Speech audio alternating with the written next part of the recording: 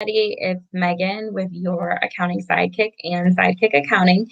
And today I wanted to just talk real quick about the restaurant revitalization fund that went live today, actually. Registration went live on Friday, and the application part actually went live today. And I know there's a lot of questions on it. I've actually gotten several calls from people that are just kind of wondering how it all works and if they would be able to apply for the special funding that's come up. And so I wanted to just kind of run through some of the requirements and who it's for, right? So let's start there. So let's talk about who this is for. So this restaurant revitalization is for businesses that were significantly impacted by COVID. And from the restrictions that were put out and the closings and all of that kind of stuff. So this is specific to them. It is for businesses that were in operation in 2019 or part of 2019 or from January of 2020 through March of 2021. So there's a couple of different ways that you can calculate that based off of those three different types of structures or when you were in operation. The part of it that's from 2020 to March of 2021 is for businesses that were anticipating to be open, and so they incurred some expenses, but maybe they were only partially opened or were not able to open at all. So those businesses would have had to incur expenses and some revenue in order to be able to apply for this funding.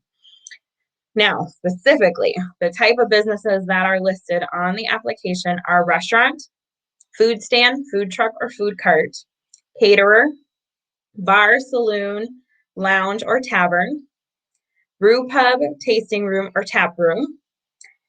It does require on-site sales of food and beverage, a licensed facility or premise of a beverage alcohol producer where the public can taste, other places of business which are public for assembly or purpose of being served food and drink, snack and alcoholic beverage bars, bakeries, they are required to have on-site sales, brewery and or microbrewery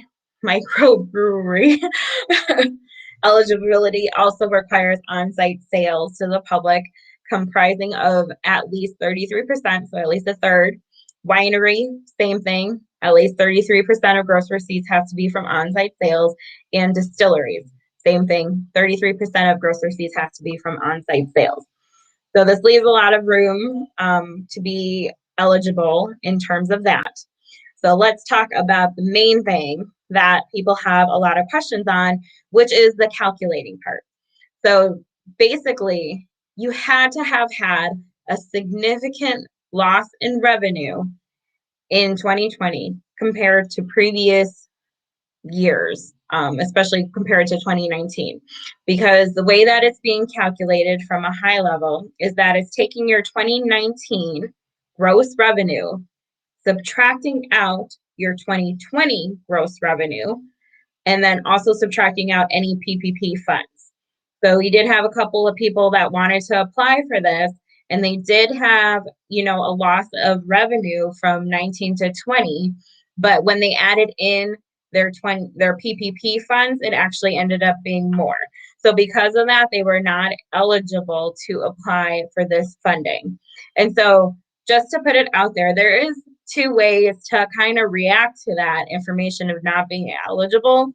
One is that you were able to make up that revenue from PPP, which was the purpose of why PPP was in place. The second thing is that if you weren't eligible because your 2020 sales were higher than your 2019 sales, that's amazing. Like, take the time to actually celebrate that, given where things have been. So make sure that you are, you're excited about that and pat yourself on the back, because this has been a really hard year and some businesses really, really suffered. And now they have to go for this funding was because they lost a lot of revenue and it really impacted their business. So if that's not the case for you, congratulations. But if it was the case for you, take this opportunity to apply for this funding that's available to you.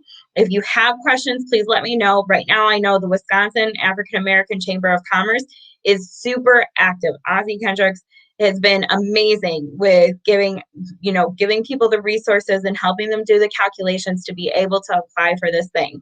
So make sure you are aware of what's out there. Share this, tag a food-based business or restaurant or location that serves food and beverages, because those would be all applicable businesses that can apply for this.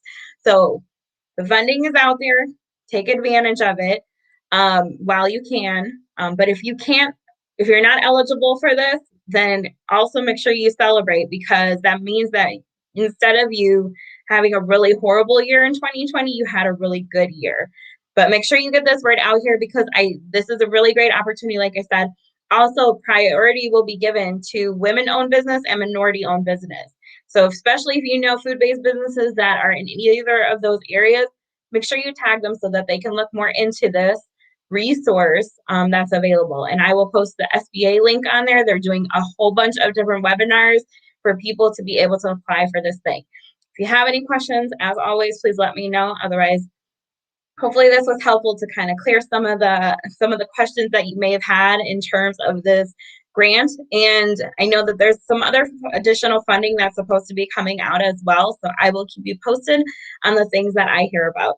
Thanks, and I will talk to you soon. Bye.